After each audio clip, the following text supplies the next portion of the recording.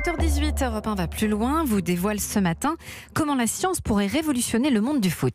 Et si l'entraîneur disparaissait, vous en pensez quoi? Remplacé par une intelligence artificielle. Je vous rassure, on n'en est pas encore là, mais l'analyse des données pourrait bientôt devenir un enjeu majeur pour tous les grands clubs européens. Bonjour Justin Morin. Bonjour Nikos, bonjour à tous. Preuve de cet intérêt pour les statistiques, le Paris Saint-Germain qui lance un concours avec l'école polytechnique pour dénicher quoi? Un crack des mathématiques qui pourrait venir renforcer le staff de l'entraîneur parisien Thomas Tuchel par exemple. Exactement, et visiblement le poste attire. Déjà plus de 3000 candidatures, dont certaines issues des plus grandes universités du monde.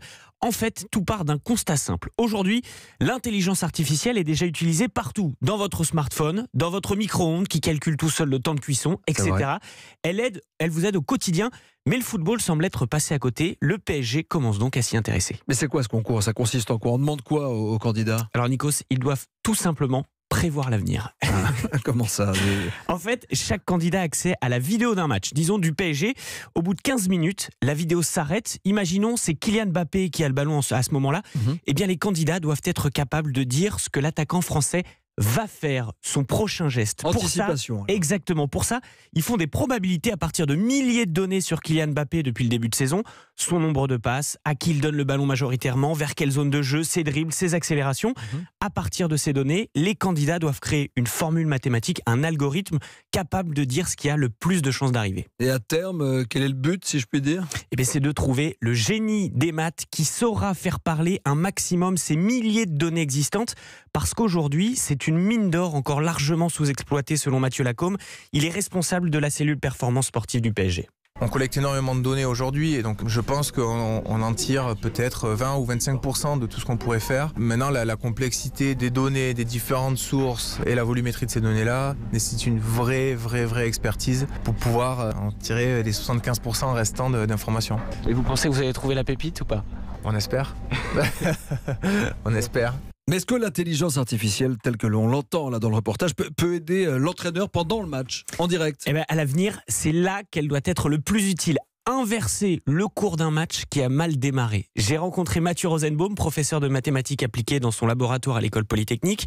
L'énoncé du concours, c'est lui, avec 2 de ses doctorants passionnés de foot. Imaginez, vous êtes pendant un match, il reste 10 minutes à jouer, vous êtes mené 1-0. Quel est le changement optimal à faire? Donc il y a une théorie mathématique qui vous permet de dire quels seraient les changements optimaux à faire en se basant sur ce modèle-là. Eh bien, on a envie de trouver quelqu'un qui puisse nous aider à faire ces choses-là, non pas évidemment pour remplacer l'entraîneur, mais pour construire un outil d'aide à la décision et pour peut-être donner des signaux aux entraîneurs qui leur permettront d'optimiser leur performance. Et en fait, la révolution, c'est ça, c'est que les données ne seront plus seulement interprétées humainement par le staff, elles seront modélisées par la machine, et ça existe déjà avec des analystes présents en tribune pendant les matchs. Et quels sont les clubs justement qui utilisent l'analyse de ces données? Alors il y a les clubs anglais et espagnols principalement.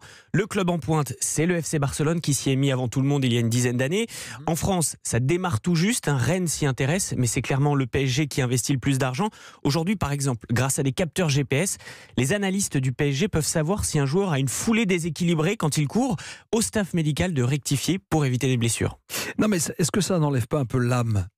S'il y a une âme dans le foot, mais il y en a. L'esprit du foot, en tous les cas, c'est quand même un sport dynamique, avec des ruptures, des anticipations, mais des erreurs, des exploits, du mystère. Et c'est toute la question en fait. Mais rassurez-vous, Nikos, il y aura toujours des surprises en Coupe de France, un petit poussé pour battre un club de Ligue 1.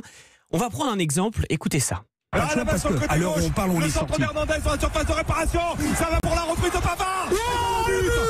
Extraordinaire. Oh là là, il est encore plus beau que Di Maria. Voilà, vous l'avez peut-être reconnu, le plus beau but de la Coupe du Monde cet été, 8e de finale France-Argentine, la reprise de volée de Benjamin Pavard. Un tel geste, l'intelligence artificielle n'aurait quasiment pas pu le prévoir. Je dis quasiment parce que par curiosité, Mathieu Rosenbaum de Polytechnique, il a modélisé approximativement l'action. Pavard avait à peine 8% de chance de marquer.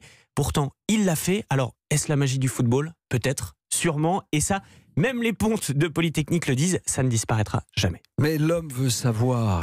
Il anticipe, il extrapole, mais il oublie qu'il est lui-même le maître de son destin. Exactement. En attendant une passe décisive, ce sont les maths et les algorithmes qui passent à l'attaque. Merci Justin Morin pour ce dossier signé.